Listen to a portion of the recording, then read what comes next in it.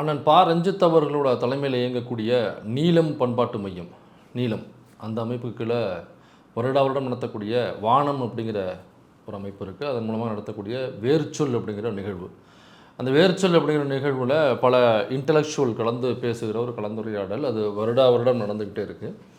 அதில் இந்த வருடம் நடக்கக்கூடிய அந்த வேர்ச்சொல் நிகழ்ச்சியில் மரியாதைக்குரிய தோழர் எவிடன்ஸ் கதிர் அவர்களும் பாலசுப்ரமணியன் அப்படிங்கிற ஒரு பேராசிரியர், அவங்க 2 பேரும் கலந்துரையாடல் நிகழ்ச்சியாக ஒரு 45 நிமிஷம் அது நடந்திருக்கு. அந்த முழு வீடியோவும் நான் பார்த்துட்டேன். அதில் ஒரு பிட்டு வீடியோ வைரல் ஆச்சு. ஆனால் எவிடன்ஸ் கதிர் அவர்கள் பேசினது. அதில் போகிற போக்கில் ஒரு வதந்தியை, ஒரு பொய்யான செய்தியை, ஒரு இன்டலெக்சுவல் ஃபாரமாக நடக்கக்கூடிய அந்த ஃபாரமில் அவ்வளவு பேரும் என்ன பேச போகிறாங்க, என்ன தகவலை நம்ம எடுத்துகிட்டு போகிறோம், என்னத்தை நம்ம இன்றைக்கி தெரிஞ்சுக்க போகிறோம் அப்படின்னு ஆவலாக அமர்ந்திருக்கிற அத்தனை கூட்டங்களுக்கு மத்தியில் எந்த ஒரு ஆதாரமும் இல்லாமல் போகிற போக்கில் ஒரு விஷயத்தை வழக்கமாக சில மாதங்களுக்கு முன்பு சில நபர்களால் திட்டமிட்டு பரப்பப்பட்ட அந்த வதந்தியை அண்ணனும் வந்து பேசியிருக்கிறார். அதை பார்த்தோன்னா ரொம்ப வருத்தமாயிருச்சு. அதனால் அதற்கு பதிலாக நம்மளுடைய ட்விட்டர் பேஜில் ஆதாரத்தோடு போட்டிருந்தோம். அதோட முழு வீடியோவை போடுறோன்னு சொல்லியிருந்தோம். அந்த ட்விட்டர் பதிவில் போட்டதுக்கான முழு பதிவு மற்றும் அண்ணன் எவிடன்ஸ் கதிர் அவர்கள் பேசியதில் உண்மை என்ன இருக்குது, ஏடி வெல்ஃபேர், அதாவது ஆதிராவிட வெல்ஃபேர் அப்படிங்கிற அமைப்பு எதற்காக உருவாக்கப்பட்டுச்சு, அதனுடைய செயல்பாடுகள் என்னவாக இருக்குது அப்படிங்கிறதையும் சேர்த்து மொத்தமாக இந்த வீடியோவில் நம்ம பார்ப்போம். அது மட்டும் இல்லாமல் இந்த வீடியோ முடிஞ்சதுக்கப்புறம் பல பேர் என்னை சோசியல் மீடியாவில் கழுவி ஊற்றக்கூடும் எதிர்பார்ப்போடு தான் இருக்கேன். அதற்காக நம்ம அந்த வீடியோவை நெக்லெக்ட் பண்ண முடியாது. ஏன்னா தனிப்பட்ட முறையில் எனக்கு வியூஸ் வேணும் அல்லது நான் எவ்வளோ பெரிய யோக்கியம் தெரியுமா அப்படிங்கிறது சமூகத்துக்கு எந்த பயனும் இல்லை. அதனால் ஒரு பொய்யான ஒரு தகவல் தெரிஞ்சோ தெரியாமலோ பேசப்பட்டிருக்கு. அது பலரும் எடுத்து ஷேர் பண்ண ஆரம்பிச்சிட்டாங்க அப்படின்னா அது மக்கள் மத்தியில் தவறான புரிதலை கொண்டு போய் சேர்த்துரும், தவறான தகவலை கொண்டு போய் சேர்த்துரும். அது மக்களுக்கு எந்த பயனும் இல்லாமல் போயிடும். மக்களுக்கு அந்த பொய்யினால் ஒருவேளை அந்த பொய் மக்களுக்கு பயனுள்ளதை ஏற்படுத்தும் அப்படின்னாக்கா நமக்கு அதில் எந்த மாற்று கருத்தும் இல்லை. ஆனால் அந்த பொய்யினால் மக்களுக்கு எந்த பயனும் இல்லை அப்படிங்கிற வகையில் அதில் என்ன உண்மை இருக்குது அதோடு சேர்த்து இன்னும் பல விஷயங்களையும் இந்த வீடியோவில் நம்ம பார்ப்போம்.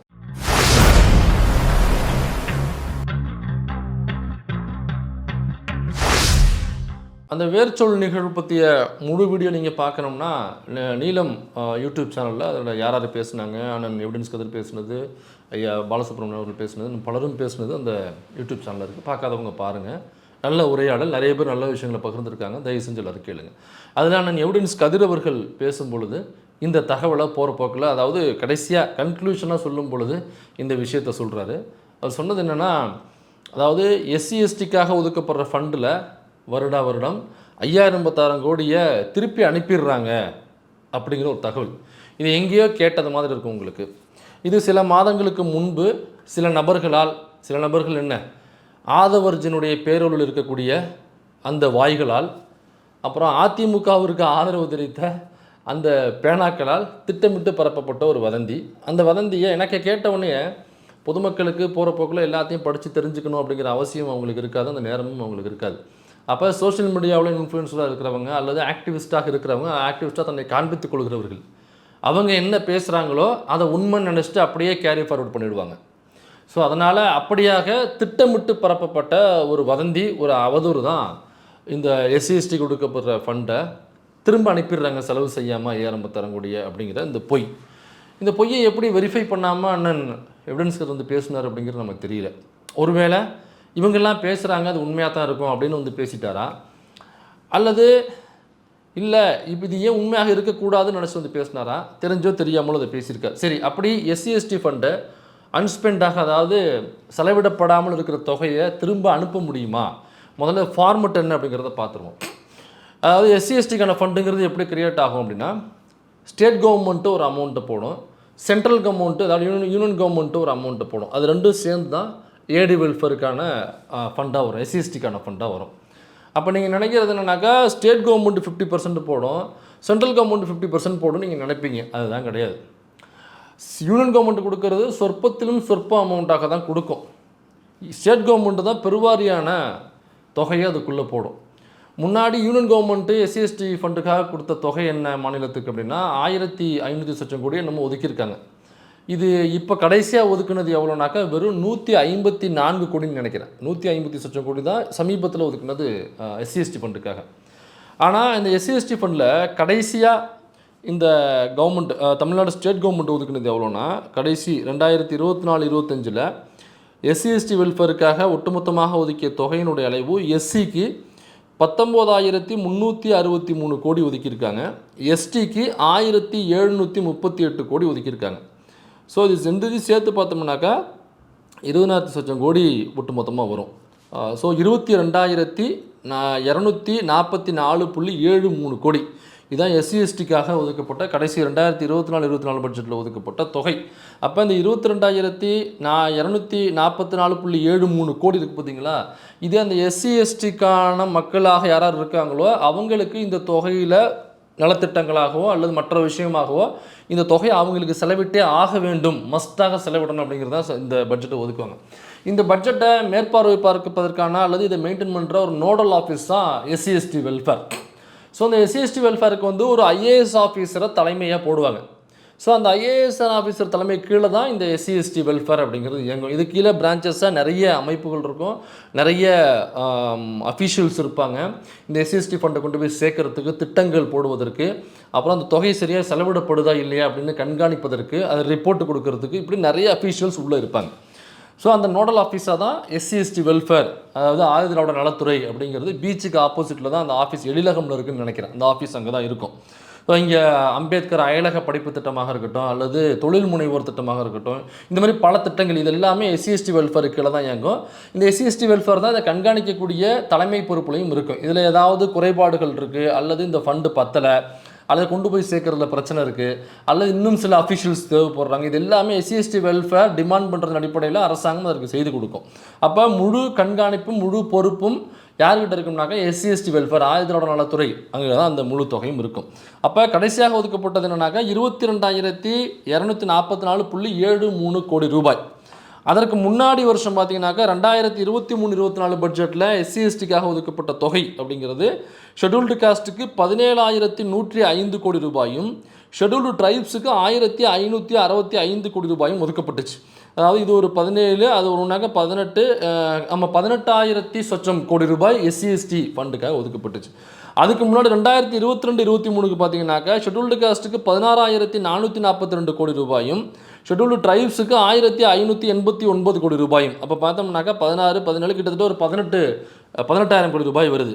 அப்போ இந்த வருஷம் லாஸ்ட்டாக ஒதுக்கப்பட்டது பார்த்தீங்கன்னாக்கா வழக்கமாக ஒதுக்கிறத விட அதிகமாக தான் இந்த வருஷம் ஒதுக்கியிருக்காங்க.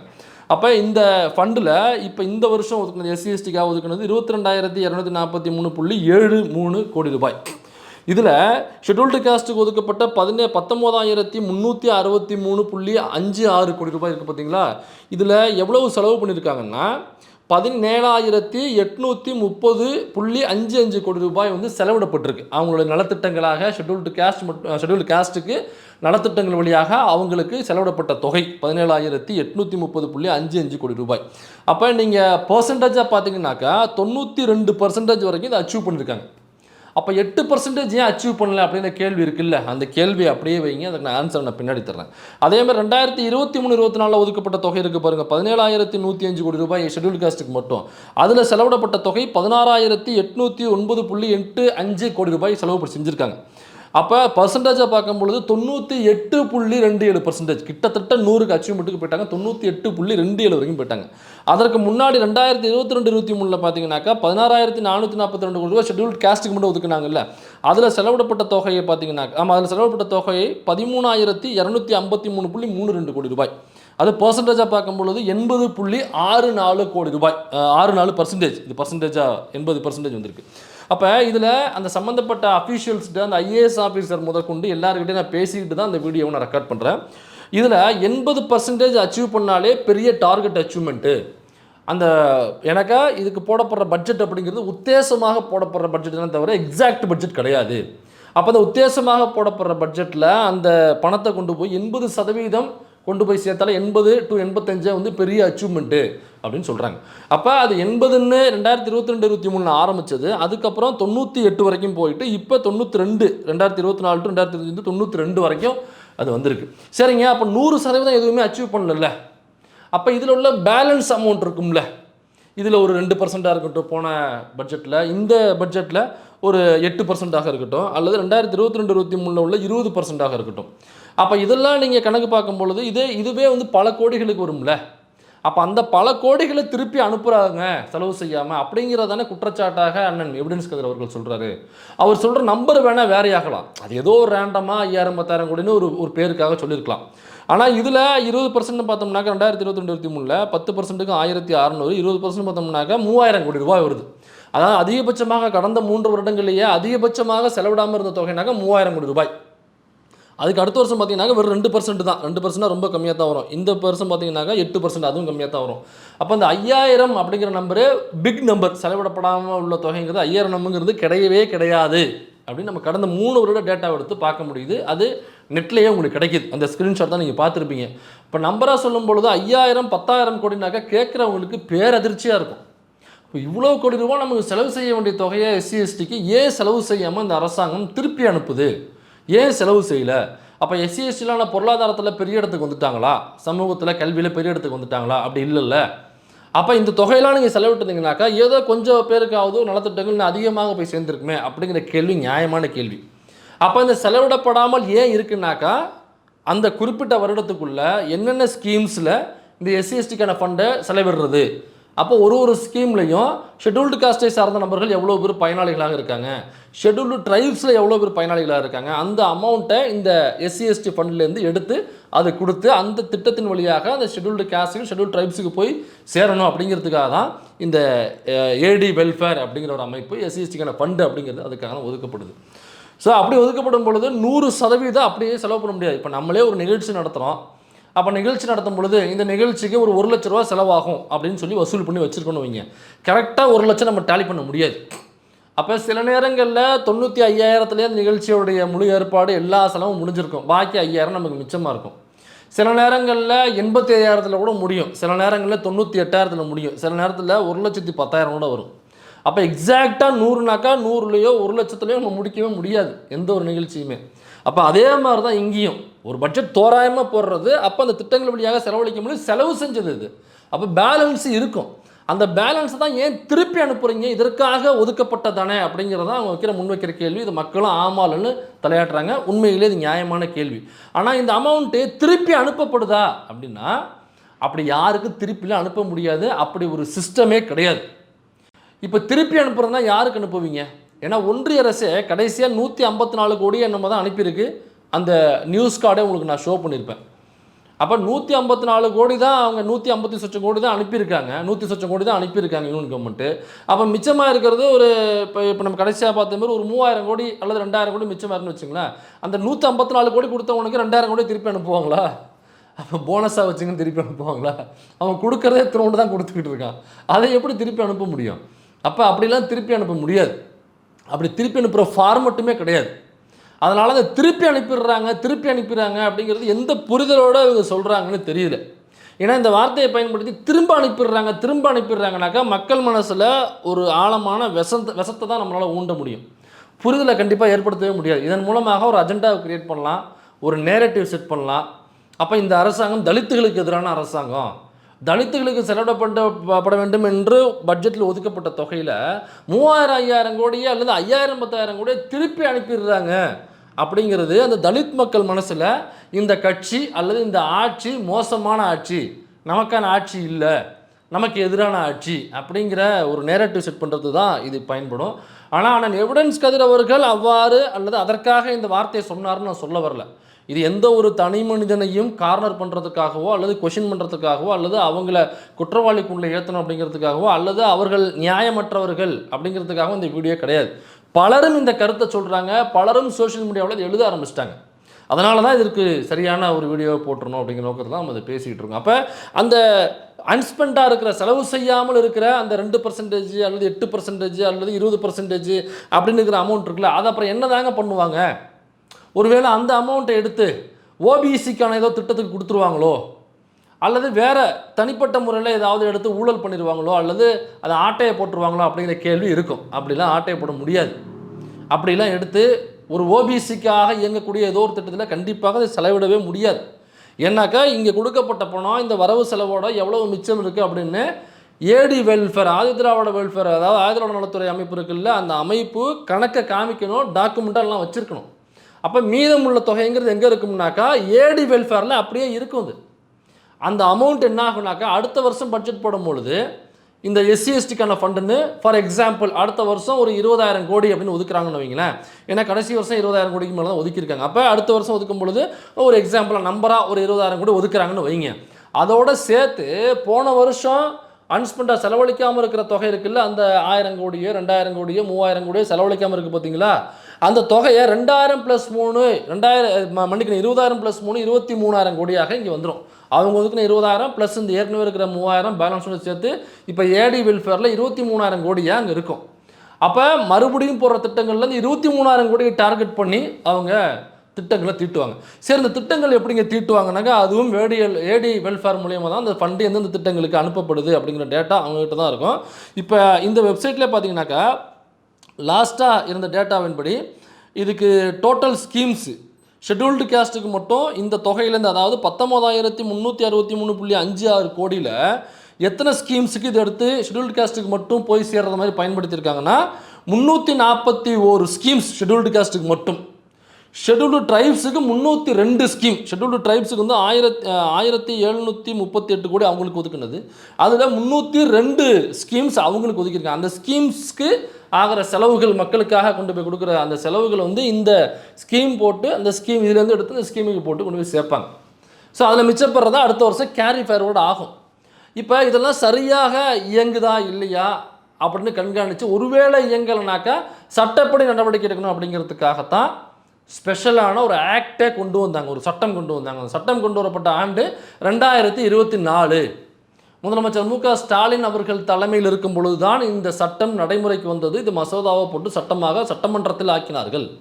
அப்போ சட்டத்தினுடைய பேர் என்னென்னா Tamil Nadu development action plan for scheduled caste and scheduled tribes act 2024 and rules 2024.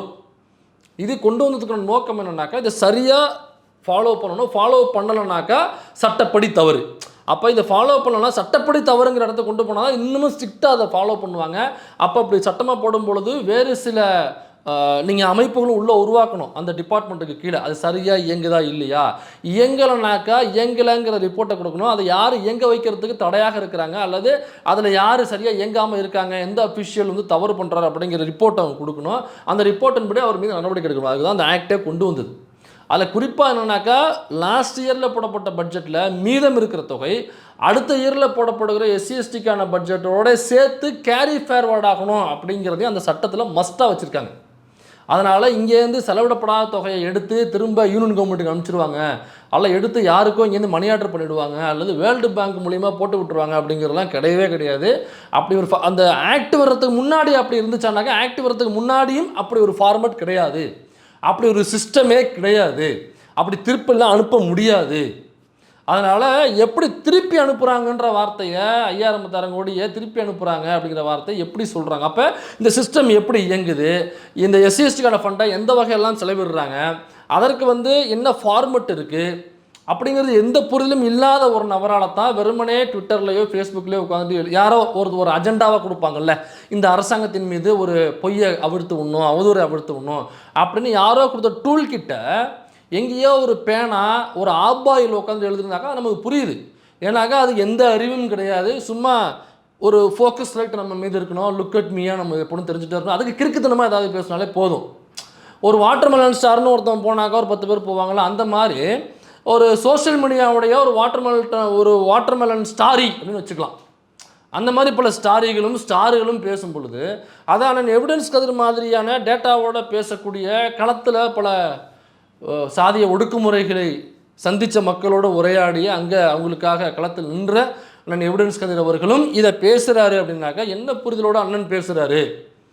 இந்த புரிதல் கூட இல்லாமலா அண்ணன் வந்து ஒரு அமைப்பை வச்சு பட்டியல் சமூக மக்களுக்கான பிரச்சனை வரும்போது களத்தில் நினைக்கிறாருனாக்கா இப்போ இந்த புரிதல் கூட இல்லையா? ஏன் எல்லாருக்கும் இந்த புரிதல் இருக்குமானாக்கா எல்லாருக்கும் இருன்ற அவசியம் இல்லைன்னு வைங்களேன். சில பேருக்கு தெரியும், சில பேர் தெரியாமல் இருக்கும். இப்போ நமக்கே எப்போ தெரியும்? இந்த பிரச்சனை கொஞ்சம் மாதங்களுக்கு முன்னாடி பெரிய இஷ்யூவாகும் பொழுது தான் அப்போ நம்ம அதை சார்ந்த துறை சார்ந்த நபர்கள்ட்ட பேசுகிறோம். அந்த ஹையர் அஃபிஷியல்கிட்ட, ஐஏஎஸ் ஆஃபீஸர்கிட்ட, அதில் செயல்பாட்டெல்லாம் இருக்கிறவங்ககிட்ட, இது பல செயல்பாட்டாளர்கள் இதை கவனிச்சுட்டும் இருக்காங்க. அதுக்காகவே அமைப்பு ஆரம்பித்து அதை கவனிக்கிற வேலையும் பார்த்துட்டு இருக்காங்க. எல்லார்ட்டையும் பேசுனதுக்கப்புறம் நமக்கு தெளிவு ஏற்பட்டு அதுக்கப்புறம் நம்ம பேச வரோம். அப்போ இதை குறித்து பதிவோ இதை குறித்து பேசணுமோ நான் எப்போ பேசுவேன்னாக்கா இதெல்லாம் தெரிஞ்சுக்கிட்டு வந்து தான் பேசுவேன். தெரியாமல் நான் அதை பற்றி பேசவே மாட்டேன். ஏன்னா எனக்கு தெரியாது, நான் எப்படி பேச முடியும்? யாரோ ஒரு தலைவர் இவன் வந்து பெரியாரை பற்றி பேசுகிறான், அம்பேத்கரை பற்றி பேசுகிறான், சாதிய ஒடுக்குமுறை குறித்து பேசுகிறான், அப்புறம் மனு தர்மத்தை குறித்து பேசுகிறான் அப்படிங்கிறதுக்காக இவன் ஒரு பேச்சாளர், இவங்கிட்ட வந்து யாரோ ஒரு முன்னாடி ஒரு போராடிய ஒரு போராட்டக்காரர், ஒரு சுதந்திர போராட்ட வீரர்னு வச்சுக்கோமே, யாரோ முன்னாடி ஆள் பேரே தெரியாது, அல்லது நான் அவர் படிச்சிருக்க மாட்டேன், அவர் தலைப்பை கொண்டாந்து என்கிட்ட கொடுத்து பேசணும்னா நான் அடுத்த அரை நேரத்தில் பேசியிருக்கேன்னு நான் தலையாட்ட மாட்டேன். ஏன்னாக்கா எனக்கு அவரை பற்றி தெரியாது. நான் பேசுகிறேன்னு சொல்லுவேன், எப்போ பேசுகிறேன்னு சொல்லுவேன். ஐயா எத்தனை இங்கே ஒரு வாரம் இருக்குமா டைமு, சரிங்க நான் அது யாருங்கன்னு பார்க்குறேன், நான் ப்ரிப்பேர் பண்ணிட்டு வந்துடுறேன்னு ப்ரிப்பேர் பண்ணிட்டு வந்து அந்த ப்ரிப்பரேஷன்லேருந்து பேசுவேன். என்ன எதுவுமே தெரியாமல் 4 பேர் ஒரு புரளி வதந்தியை கிளப்புறாங்க, அதை அப்படியே வந்து நான் பேசணுன்னாக்கா நான் எப்படி செயல்பாட்டாளராக இருக்க முடியும்? இதில் இன்னும் சில பேர் பயங்கரமான நேரட்டிவ் எடுத்து பயங்கரமான ஒரு ப்ரொபகண்டா பண்ணுறது மாதிரி பயங்கரமான ரைட்டப்புகள் வீடியோ போடுறது என்ன அப்படின்னு பேசும்போது சில பாயிண்ட்டுகள் முன் வச்சு அது நிறைய பேர் சோஷியல் மீடியாவிலும் எலெக்ஷனை ஒட்டி அதை பரப்பிக்கிட்டு இருந்தாங்க. அந்த ஆன்டி டிஎம்கே மைண்ட் செட்டப் உள்ள எல்லாருமே அதை எடுத்து பரப்பிட்டு இருந்தாங்க. அது என்னன்னாக்கா இந்த SC/ST ஃபண்டை எப்படி நீங்கள் வந்து அரசாங்கத்தினுடைய நலத்திட்டங்கள்னு போடுறீங்க, ஓட்டு வாங்குறதுக்காக நான் இது செய்வேன், நான் வந்து உரிமை தொகை கொடுப்பேன், நான் வந்து ஃப்ரீ டிக்கெட்டு தர்றேன் அப்படின்னு சொல்லி ஏதோ ஓட்டு வாங்குறதுக்காக நீங்கள் இந்த திட்டங்களை சொல்கிறீங்க. அதில் எப்படி நீங்கள் SC/STக்காக ஒதுக்கப்பட்ட ஃபண்டை எடுத்து நீங்கள் எப்படி அது கொடுப்பீங்க? அப்போ இந்த ஃபண்டை எடுத்து அதற்கு பயன்படுத்துகிறார்கள் பாருங்கள் ஃப்ரெண்ட்ஸ், பாருங்கள் மக்களே அப்படின்னு சொல்லி அந்த மக்களை, ஏதுமறியாத மக்களை திசை திருப்புகிற, அந்த மக்களை வந்து மீண்டும் அறியாத மக்களாகவே வைத்திருக்கிற வேலையை சில நபர்கள், சில அகண்டவாய்கள் இங்கே பண்ணிக்கிட்டு இருக்கு. ஆதவனுடைய பேரில் இருக்கிற சில அகண்டவாய்கள் இங்கே பண்ணிக்கிட்டு இருக்கு. அப்போ இந்த ஃபண்டு எதுக்காக ஒதுக்குறாங்க அப்படின்னாக்கா, ஒரு நலத்திட்டம் வருது, அதாவது ஒரு உரிமை தொகை கொடுக்குற திட்டம்னு வச்சுக்கோங்க, பெண்களுக்கான உரிமை தொகை கொடுக்குற திட்டம்.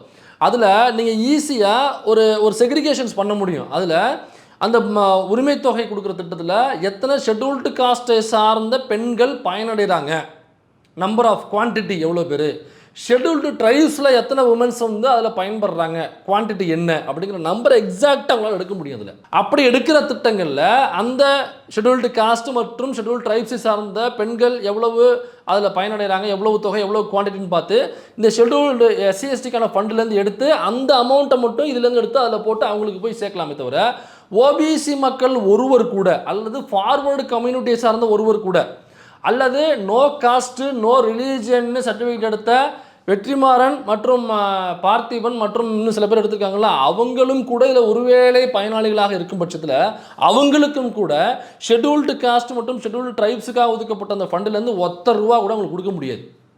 ஏன்னா இதில் கரெக்டாக யார் ஷெட்யூல்டு காஸ்ட்டை சேர்ந்த உமன்ஸ், ஷெட்யூல்டு ட்ரைப்ஸில் எத்தனை பேர் இருக்காங்கிறத நீங்கள் ஈஸியாக செக்ரிகேஷன் பண்ண முடியும். அதனால் இதுலேருந்து எடுத்து பயன்படுத்துகிறாங்கன்னா அந்த அமௌண்ட்டு அதுக்காக கொடுக்கப்பட்டது தான். ஒவ்வொரு நலத்திட்டத்திலையும் உள்ள ஷெட்யூல்டு காஸ்ட் பயன்பெற வேண்டும். ஒவ்வொரு நலத்திட்டத்திலையும் ஷெட்யூல்டு ட்ரைப்ஸ் இருக்காங்க எல்லாரும், அதாவது அதில் OBCயும் இருப்பாங்க, SCயும் இருப்பாங்க, STயும் இருப்பாங்க.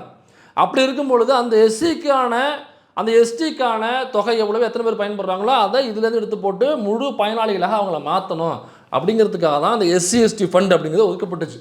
அதுக்கு மட்டும் தான் ஒதுக்குனாங்களா அப்படின்னாக்கா இல்லை. அதோடு சேர்த்து OBC பயன்பெறாத, ஃபார்வர்டு கம்யூனிட்டி பயன்பெறாத, ஷெட்யூல்டு காஸ்ட் மற்றும் ஷெட்யூல்டு ட்ரைப்ஸ் மட்டுமே பயன்பெறுகிற சில திட்டங்கள் இருக்குது. அந்த திட்டங்களுக்கும் இந்த ஃபண்டிலேருந்து எடுத்து தான் பயன்படுத்துவாங்க.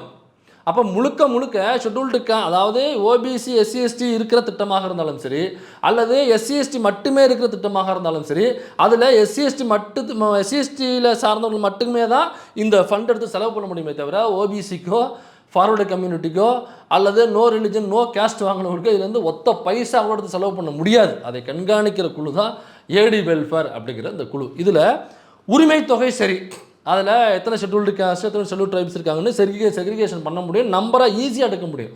இப்படி கம்ப்யூட்டர் தட்டினாக்க நம்பரை கக்கிடும், டேட்டா ஃபுல்லாக இருக்கும். அதில் சரி ஓகேன்னு பார்த்து கொடுக்குறாங்க. சரி, அப்போ இப்போ ஒரு ரோடு போடுறாங்க, ஸ்டேட் கவர்மெண்ட்டு போடுற ரோடு நான் சொல்கிறேன், ஒரு ஊருக்குள்ளே கிராமத்துக்குள்ளே ஒரு ரோடு போடுறாங்கன்னு வைங்க, அந்த ரோட்டுக்கும் இந்த ஃபண்டில் செலவு பண்ணுறாங்களாமே, அதில் எப்படி நீங்கள் அந்த ரோட்டில் இத்தனை ஷெட்யூல்டு காஸ்ட் தான் போவாங்க, இத்தனை ஷெட்யூல் ட்ரைப்ஸ் தான் போவாங்கன்னு என்றைக்கு எடுக்க முடியுமா? என்றைக்கு எடுக்க முடியாது. அந்த ரோட்டை எல்லாருமே பயன்படுத்துவாங்க. அப்போ எப்படி அந்த ஃபண்டை பயன்படுத்தலாம்? அது பொது ரோடு தானே. ஆனால் பொது ரோடாக இருந்தாலும் அதில் OBCயும் போவான், அதில் ஃபார்வர்டு கம்யூனிட்டியும் போவான், அதில் ஷெட்யூல்டு காஸ்ட்டும் போவாங்க, அதில் ஷெட்யூல் ட்ரைப்ஸும் போவாங்க. அப்போ எல்லாருடைய பயன்பாடும் அதில் இருக்கும். அப்போ அதில் நம்பர் பிரிக்க முடியாத இந்த மாதிரியான சில திட்டங்கள் இருக்குது இல்லைங்களா? அப்போ என்ன பண்ணுவாங்கனாக்கா அந்த மாதிரியான திட்டங்களுக்கு ஒரு மினிமமாக ஒரு அமௌண்ட்டை பயன்படுத்தலாம் அப்படின்னு ஒரு மார்ஜின் வச்சுருக்காங்க. அந்த மார்ஜினுக்கு கீழே வந்து அந்த அமௌண்ட்டை அந்த ரோட்டுக்கு பயன்படுத்திட்டு மற்ற பெரும்பான்மையான தொகையை அவங்க அரசாங்கத்தினுடைய பொதுநிதியிலேருந்து எடுத்து அதில் போட்டு பயன்படுத்துவாங்க. அதனால் சில திட்டங்கள் பார்த்தீங்கன்னா ஷெட்யூல்டு காஸ்ட் மற்றும் ஷெட்யூல்டு ட்ரைப்ஸ் மட்டுமே பயன்பெறக்கூடிய திட்டங்கள் இருக்குது. எக்ஸாம்பிள் சொல்கிறேன், அண்ணல் அம்பேத்கர் அயலக படிப்பு சம்பந்தமான திட்டம் இருக்குது பார்த்தீங்களா. அதாவது ஷெட்யூல்டு காஸ்ட் ஷெட்யூல்டு ட்ரைப்ஸை சார்ந்த மாணவர்கள் வெறுமனே ஒரு பேச்சுலர் டிகிரி முடித்தாலே அவங்க மாஸ்டர் டிகிரி பண்ணுவதற்கு வெளிநாட்டில் உள்ள எந்த பல்கலைக்கழகம் பெரிய பெரிய பல்கலைக்கழகங்களை அப்ளை பண்ணி அவங்க போய் படிப்பதற்கான திட்டம். அதில் ஒத்த ரூபாய் கூட ஷெட்யூல்டு காஸ்ட்டை சார்ந்த அந்த மாணவர்களோ ஷெட்யூல்டு ட்ரைப்ஸை சார்ந்த மாணவர்களோ பயன்படுத்த வேண்டிய அவசியம் இல்லை. அவங்களுக்கான எல்லா வசதிகளோட அவங்க எல்லா தொகையும் தங்குறது, சாப்பிட்றது மற்றும் அங்கே தங்கி படிக்கிறது, ஹாஸ்பிட்டாலிட்டி போயிட்டு வர்றது எல்லா செலவையுமே இந்த அரசாங்கம் ஏற்றுக்கொள்கிறது என்கிற அடிப்படையில் உருவாக்கப்பட்டதான் அண்ணல் அம்பேத்கர் அயலக படிப்பு திட்டம் அப்படிங்கிற திட்டம். இப்போ இந்த திட்டத்தில் ஓபிசி பயன்பெற முடியாது, ஃபார்வர்டு கம்யூனிட்டி பயன்பெற முடியாது, நோ காஸ்ட் நோ ரிலிஜன் அவங்களும் இதில் பயன்பெற முடியாது. அப்போ இதில் யார் பயன்பெற முடியும்னாக்கா ஷெட்யூல்டு காஸ்ட் மற்றும் ஷெட்யூல்டு ட்ரைப்ஸை சார்ந்த மாணவர்கள் மட்டுமே தான் இதில் பயன்பெற முடியும். அப்போ அதுக்கான தொகை என்னன்னாக்கா எஸ்சிஎஸ்லேருந்து எடுத்து அதில் பயன்படுத்திப்பாங்க. அதுலேயும் அப்படியும் ஒரு திட்டம் இருக்குது. அதே மாதிரி தொழில் முனைவோருக்கான திட்டம், அதுலேயும் பார்த்தீங்கன்னாக்கா எஸ்சி எஸ்டியில் உள்ள தொழில் முனைவோர் மட்டும்தான் அதில் பயன்பெற முடியும். அதில் பார்த்தீங்கன்னாக்கா நீங்கள் லோன் வாங்கும்பொழுது நிறைய பேர் பயன்படுத்துங்க, அதை தயவு செஞ்சு தெரிஞ்சுக்குங்க, தயவு செஞ்சு அதை பயன்படுத்துங்க. தொழில் முனைவோர் திட்டத்தில் கிட்டத்தட்ட 30% மேலே சப்சிடி உண்டு, உங்களுக்கு மானியம் உண்டு. அப்போ நீங்கள் ஃபார் எக்ஸாம்பிள் அந்த திட்டத்திலேருந்து ஒரு கோடி ரூபா நீங்கள் கடன் வாங்குறீங்கன்னு வைங்க, அதற்கான அத்தாரிட்டி சைன் கேட்பாங்க, அதை நம்ம கரெக்ட் பண்ணி கொடுக்கணும். கொடுத்தோம்னாக்கா அந்த லோனை சாங்ஷன் பண்ணி கொடுத்துருவாங்க. அவங்க என்னென்ன கொலட்ரல் கேட்குறாங்களோ அதை கொடுத்தோம்னாக்கா, சர்டிஃபிகேட்டாக என்ன கேட்குறோம் அதை கொடுத்தோம்னாக்கா அதை சாங்ஷன் பண்ணிடுவாங்க. அப்போ அதுலேருந்து நீங்கள் ஒரு கோடி ரூபா நீங்கள் வாங்குறீங்கன்னு வச்சுக்கலாம் லோனு, ஒரு பிஸ்னஸ் பண்ணுறதுக்கு தொழில் முனைவராக வாங்குறீங்கன்னா அதில் கிட்டத்தட்ட 30 லட்சத்துலேருந்து 30 லட்சத்துக்கு மேலே சப்சிடி உண்டு. அப்போ 1 கோடி ரூபா நீங்கள் வாங்குறீங்கனாக்கா நீங்கள் திரும்ப கட்ட வேண்டியது 65 லட்சம் அல்லது 70 லட்சம், அவ்வளோதான் நீங்கள் திரும்ப கட்டணும். 30 லட்சம் உங்களுக்கு மானியம்.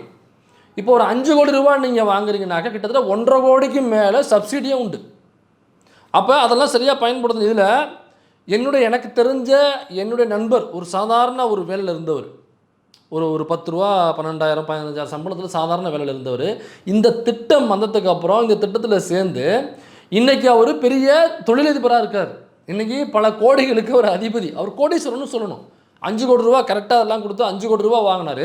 அதில் 1.5 கோடிக்கு மேலே சப்சிடி, பாக்கி 3.5 கோடியோ 3.25 கோடியோ அவர் கட்டணும். இப்போ அதை கட்டி முடிக்க போகிறாரு. எனக்கா சரியாக அதை வாங்கி பிஸ்னஸ் பண்ணி அதை ரிட்டர்ன் எடுத்தார். இன்றைக்கி ஒரு கோடீஸ்வரர் இதை கட்டி முடிக்க போகிறாரு. அந்த எல்லாத்துக்குமே அதிபதியாக அவர் மாற. அப்போ சரியாக தயவு செஞ்சு எல்லோரும் பயன்படுத்துங்க முதல்ல இந்த தொழில் முனைவர். இப்போ இந்த திட்டத்தில் பார்த்தீங்கன்னாக்கா எஸ்சி எஸ்டியில் உள்ள தொழில் முனைவர் மட்டும்தான் அதை பயன்படுத்த முடியும், ஓபிசி பயன்படுத்த முடியாது, ஃபார்வர்டு கம்யூனிட்டி பயன்படுத்த முடியாது. அப்போ இதற்கான முழு ஃபண்டும் பார்த்தீங்கன்னா எஸ்சி எஸ்டிலேருந்து எடுத்து பயன்படுத்திப்பாங்க. அயலக அம்பேத்கர் திட்டத்தில் கிட்டத்தட்ட 400 பேர் இது வரைக்கும் பயனடைச்சிருக்காங்க. ஒரு மாணவருக்கு 35 லட்சம்லேருந்து 40 லட்சம் ரூபாய் வரை செலவிடுறாங்க. அதுலேயே அவங்க ஃபுல் டிகிரி முடிச்சுக்கலாம்.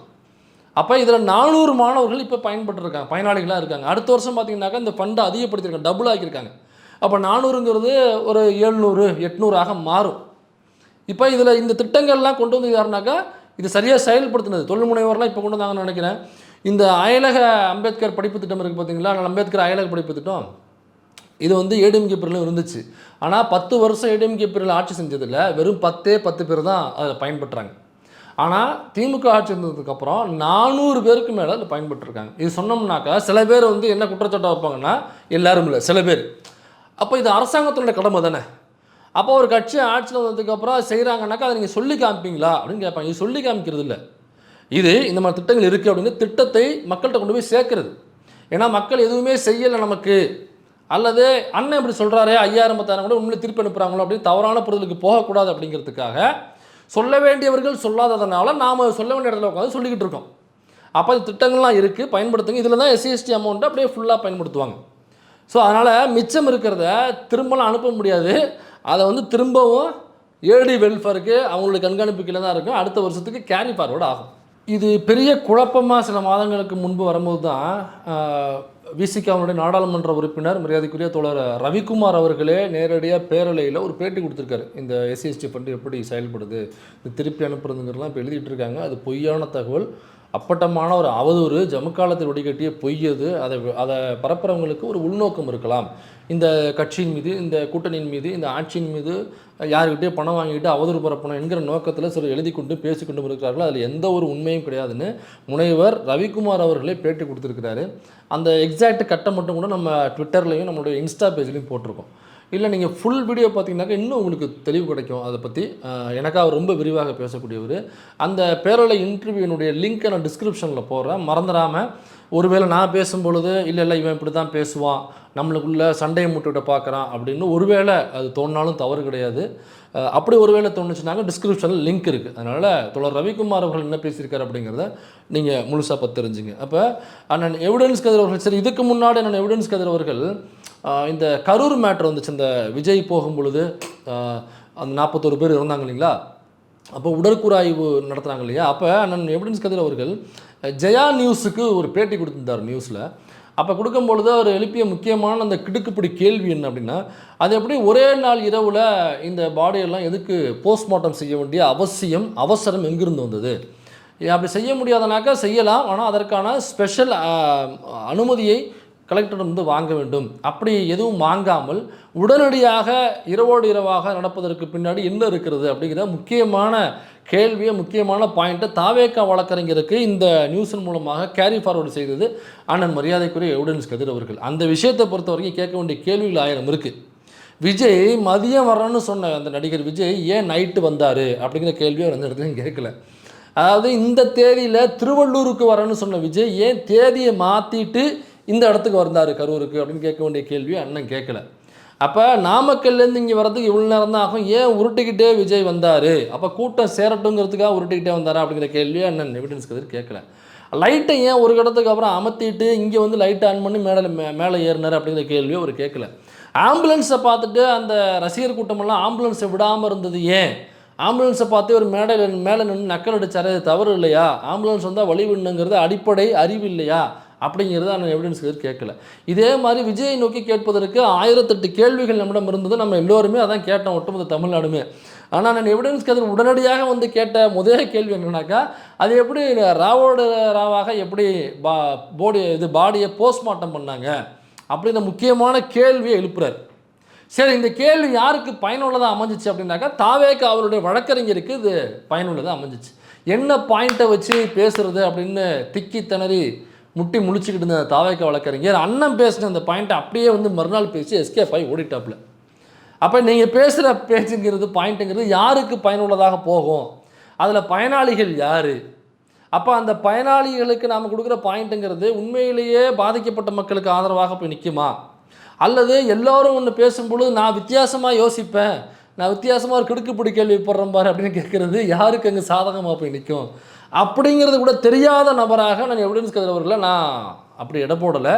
அப்போ தெரிஞ்சதான் நான் எவிடன்ஸ் கதிர் அவர்கள் பேசினாரா அப்படிங்கிறது நமக்கு தெரியல. அப்படி பேசினாருன்னு நான் சொல்ல வரல. அப்போ ஏன் அன்றைக்கி அப்படி பேசினார் அப்படிங்கிறத நான் எவிடன்ஸ் கதிர் அவர்கள் தான் தெளிவுபடுத்தணும். அது மட்டும் இல்லாமல் அந்த 5000-10,000 கோடியை திருப்பி அனுப்புகிறாங்க அப்படின்னா ஆதாரம் இல்லாமல் அண்ணன் பேசியிருக்க மாட்டார் நான் நம்புகிறேன். அப்போ அதற்கான ஆதாரம் என்ன அப்படிங்கிறது ஒரு சோஷியல் மீடியாவில் அப்டேட்டாக தான் இருக்கார், டெய்லி ஒரு 10 போஸ்ட் போட்டு தான் இருக்கார்.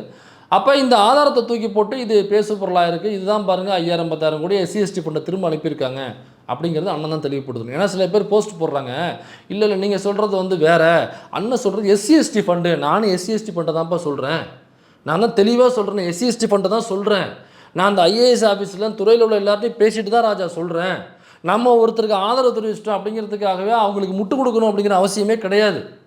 நான் பல இடங்களில் நான் ஆதரித்து பேசக்கூடிய கட்சித் தலைவர்களுக்கு எதிராகவே நான் பேசியிருக்கேன். ஏன்னா என்னோடய நிலைப்பாடு வேறு, அந்த நிலைப்பாட்டில் நான் வேறவா இருக்கேன். நான் மாற்று கருத்து வைக்கிறேன், நட்பு முறைனா வேற ஒரு மாற்று கருத்து வைக்கிறேன். நம்ம ஒருத்தரை ஆதரிச்சிட்டோம் அதனால் அவருக்கு பிடிச்சி தொங்கியே ஆகணும், அவர் முட்டு கொடுத்தே ஆகணுங்கிற அவசியம் நம்மகிட்ட இருக்கவே கூடாது முதல்ல. அப்போ தப்பு செய்கிற தலைவர்கள் நம்ம திரும்ப நீ தப்பு செய்ய நான்லாம் முட்டு கொடுக்குறேன்னு சொல்கிறதுல சமூகத்துக்கு எந்த பயனுமே இல்லை. தனிப்பட்ட முறையில் வேணால் ஒருவேளை இருந்தால் பயன் இருக்கலாமே தவிர சமூகத்தில் அது எந்த ஒரு பயனும் ஏற்படுத்தாது. அடுத்ததாக அண்ணங்கிட்ட 100 கேள்வி. அண்ணா இன்னொரு போஸ்ட் போட்டிருந்தார் அவருடைய ஃபேஸ்புக் பேஜில்.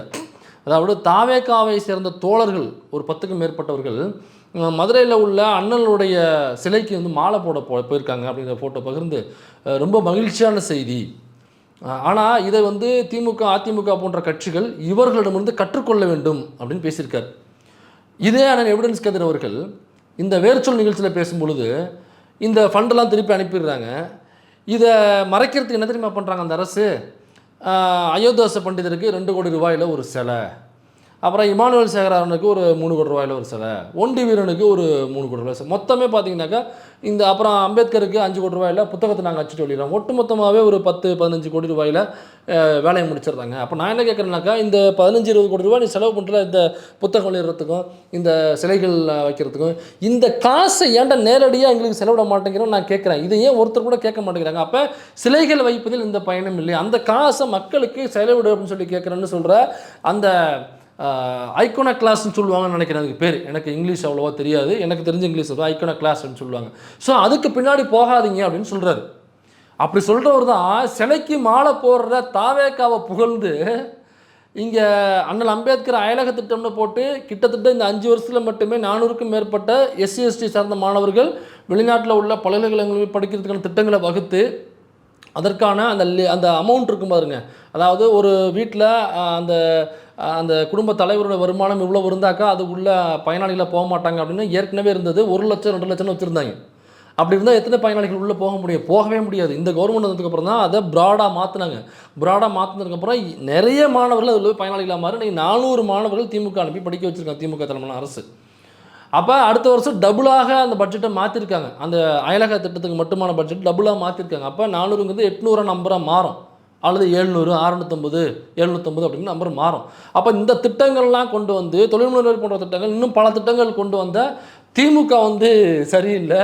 அவங்க வந்து யாரை பார்த்து கற்றுக்கணும்னாக்கா நம்ம இவர் விஜயை பார்த்து, தாவேகா தொண்டர்களுடைய நற்பண்புகளை பார்த்து திமுக அதிமுக யார் 41 பேர் சாகும் பொழுது பின்னங்கால் பிடரில் அடிக்க ஓடிய அந்த விஜயை பார்த்து ஏர்போர்ட்டில் மைக்கை நிட்டுறாங்க.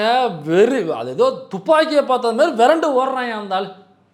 அப்படியாக ஓடிய அந்த விஜயை பார்த்து, தனிப்பட்ட வாழ்க்கையிலையும் ஒழுக்கமில்லாத அந்த விஜயை பார்த்து,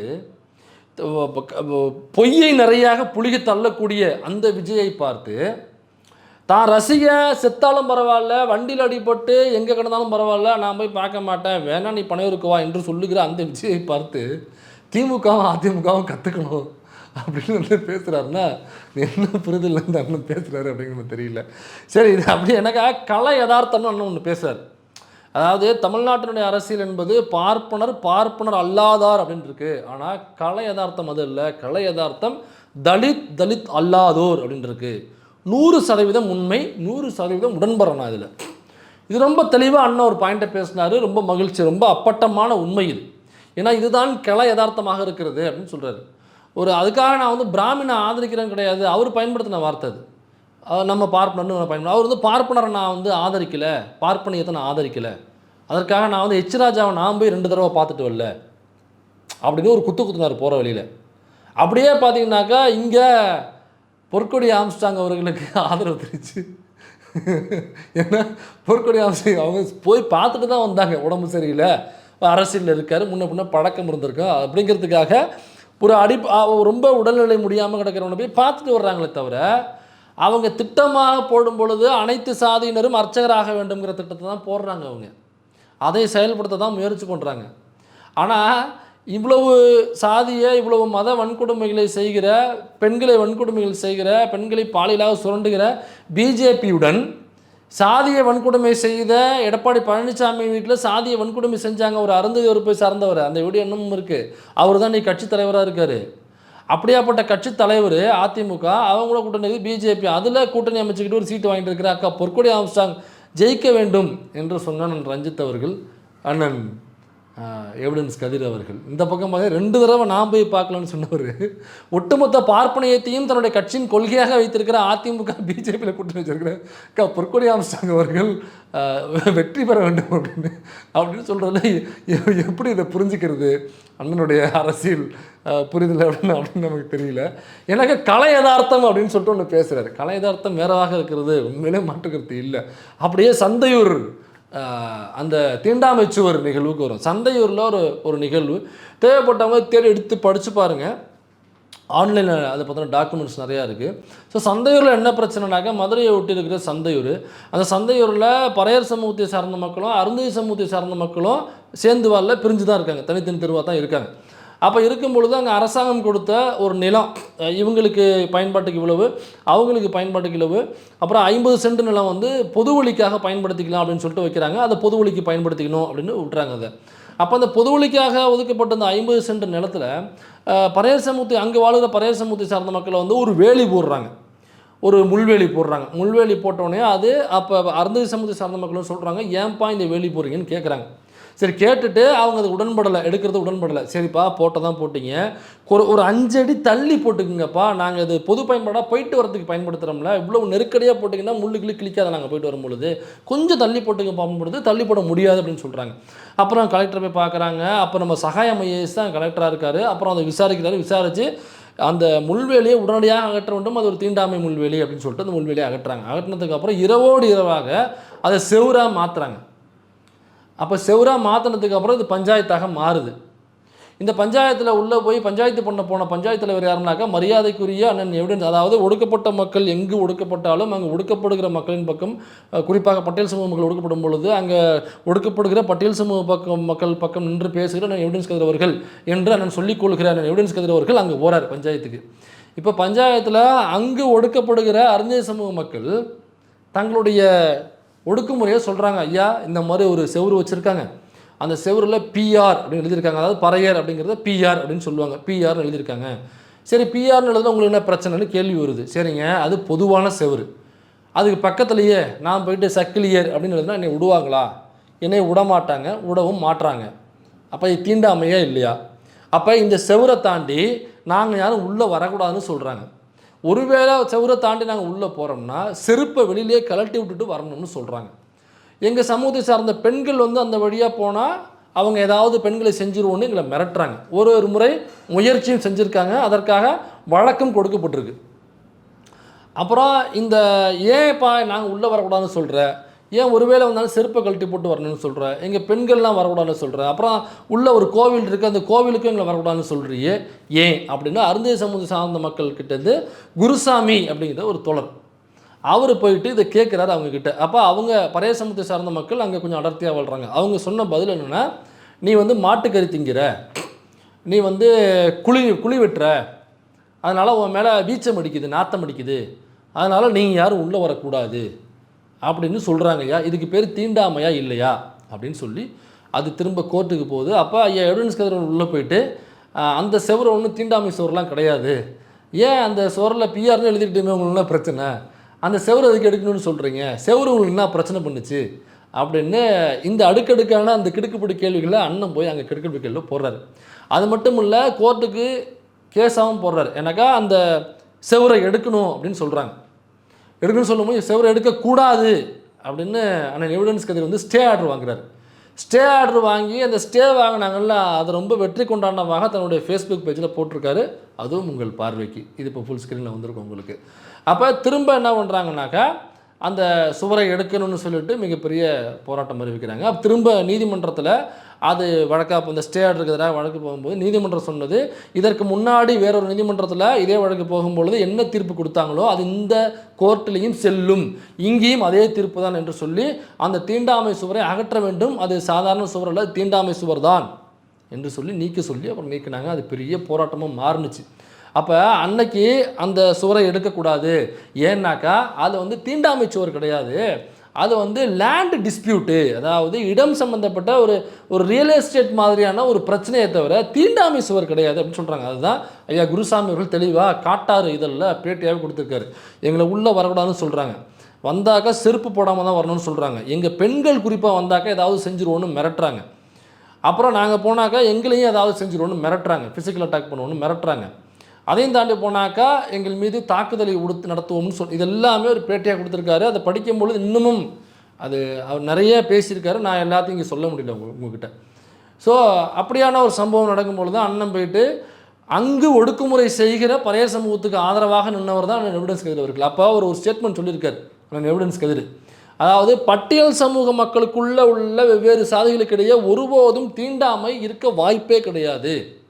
அப்போ படிநிலையாக மேல் சாதி கீழ் சாதி என்ற படிநிலை பட்டியல் சமூக மக்களுக்குள் உள்ள வெவ்வேறு சாதிகளுக்கிடையே ஒருபோதும் நிலவியது இல்லை, அப்படி நிலவும் வாய்ப்பே கிடையாது. அதனால் இந்த சுவர் தீண்டாமை சுவர் அல்ல, அதனால் இந்த சுவர் லேண்ட் டிஸ்பியூட் சுவர் அப்படின்னு சொன்னவர் தான் அண்ணன் எவிடன்ஸ் கதிர் அவர்கள். கலை யதார்த்தம் அப்படி இல்லையே என்ன, கலை யதார்த்தம் அப்படி இல்லை. நீங்கள் சொல்கிறது மாதிரி இருக்கணும்னு தான் நமக்கும் ஆசை. ஆனால் கலை யதார்த்தம் அப்படி இல்லை. கலை யதார்த்தத்தில் தேவேந்திர உறவாளர் மக்களுக்கும் பறையர் சமூக மக்களுக்குமான சண்டைகள், சாதி ஆணவத்தில் நடக்கக்கூடிய விஷயங்கள்ங்கிறது நடக்க தான் செய்யுது. பறையர் சமூக மக்களுக்கும் அருந்தைய சமூக மக்களுக்குமான சாதி படிநிலையில் ஏற்படக்கூடிய பிரச்சனைகள், சண்டைகள், ஏன் ஆணவ கொலைகள் கூட நடக்க தான் செய்யுது. ரேஷியோவாக கம்மியாக இருக்கலாம், ஆனால் அந்த படிநிலை இருக்க தான் செய்யுது. ஐயா, எங்கள் ஊர்லேயுமே அப்படி தாங்க இருக்குது. நான் ஒரு கிராமத்துக்காரன் தான். நான் வந்து சிட்டிக்காரனோ மெட்ரோ சிட்டிக்காரனோ கிடையாது. நான் கிராமத்துக்காரங்க. எங்கள் ஊர்லேயும் தேவேந்திர உறவாளர் சமூகத்தை சார்ந்தவங்க ஒரு தெருவுக்குள்ளேயும், அந்த தெருவுக்குள்ளேயே ஒரு குறிப்பிட்ட தெருவாக பறையர் சமூகத்தை சார்ந்த மக்களும் தான் வாழ்கிறாங்க. இந்த 2 பேருக்குள்ளேயும் பொண்ணு கொடுத்து பொண்ணு எடுக்கிறதுங்கிறது எங்கள் ஊருக்குள்ளேயுமே சண்டையெல்லாம் வந்திருக்குங்க. அதனால் அப்படி இல்லைன்னா எனக்கு கலை யதார்த்தம் அப்படி இல்லைண்ணே, அப்போ சந்தையூர்லேயும் அப்படி தானே இருக்குது. அப்போ கலை யதார்த்தத்தை ஏன்னா அங்கே நீங்கள் மறைக்கிறீங்க? அப்போ ஒருவேளை இது லேண்டு டிஸ்பியூட்னு சொல்கிறாங்க, எனக்கு இந்த சண்டை பெருசாகக்கூடாதுங்கிறதுக்காக ஒரு மத்து சமாதை நான் சொன்னேன் அப்படின்னா, அப்போ நீங்கள் உள்ளே பேசும்பொழுது ஒடுக்கப்படுற அருந்ததியர் பக்கம்லாம் வந்து பேசணும். ஏன்னா இங்கே ஒடுக்கப்படுற சமூகத்தில் படிநிலை எடுத்துக்கிட்டோம்னா கடைசியாக இருக்கிறது சக்கிலியர் சமூக மக்கள், அருந்திய சமூக மக்கள். அப்போ ஒடுக்கப்படுற சக்கிலியர் சமூக பக்கம் மக்கள் நின்று பேசணும்ல.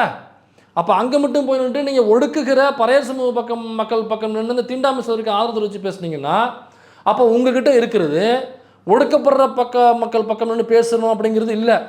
அப்போ ஒரு ஜாதி உணர்வில் நான் அவங்க பக்கம் நின்று பேசுகிறேன். அப்போ மற்ற இடங்களுக்கு நீங்கள் ஒரு தீண்டாமை பிரச்சனையோ அல்லது வேறு ஒரு ஒடுக்குமுறை பிரச்சனையோ நடக்கும் பொழுது அண்ணன் அங்கே போகிறாரு அப்படின்னாக்கா அங்கே உள்ள மக்களுக்கு உங்கள் மீது எப்படி நம்பிக்கை வரும்? நீங்கள் கொடுக்குற ரிப்போர்ட்டு சரியாக இருக்குன்னு எப்படி பொது வழியில் நம்புவாங்க?